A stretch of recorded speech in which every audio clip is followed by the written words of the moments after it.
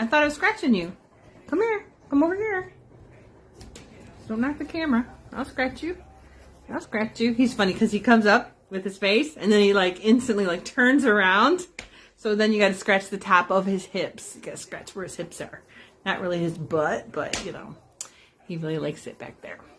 He got it again today. He got it out again today.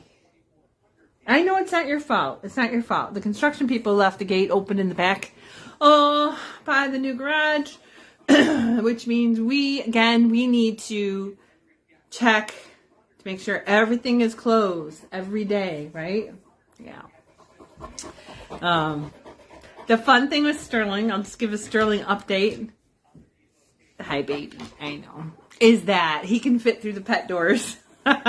We've got one that's a pet door that we made that goes from the attached garage to the backyard, and we've also got one that goes from the mudroom to the garage, and they're not really big spaces, and he can fit through those.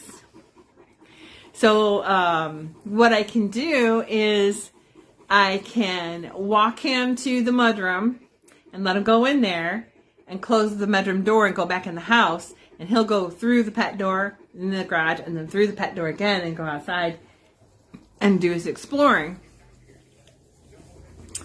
So that's the good news. The bad news is if any gates are open, he's out. He is out. So I had let him go out, not knowing that the big gate was open.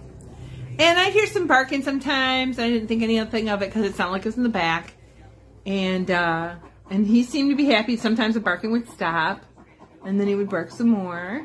I'm petting him at the same time. Can you hear him? Huff, huff, huff, huff, huff, huff, huff. And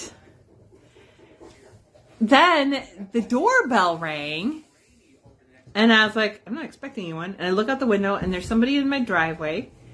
I'm like, what's going on? So I go to the front door, and I open the door, and there's a guy standing there, and he's like, is this your dog? Do you know this dog? And I look over, and there he was in the front yard, just sitting there looking like, hey, look at me, look at me. And the guy said that he had been in the road. I don't know if he means Card Road. I'm thinking he probably means 24-mile road.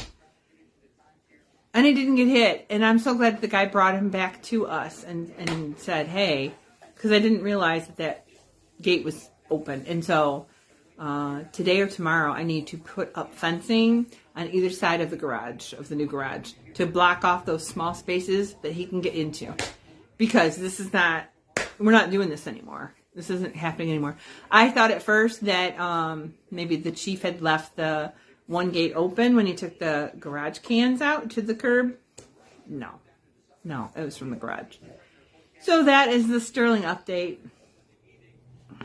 He's kind of liked being able to come and go when he wants to, because he's got that mind, that really independent mind where he needs to know what's going on all the time.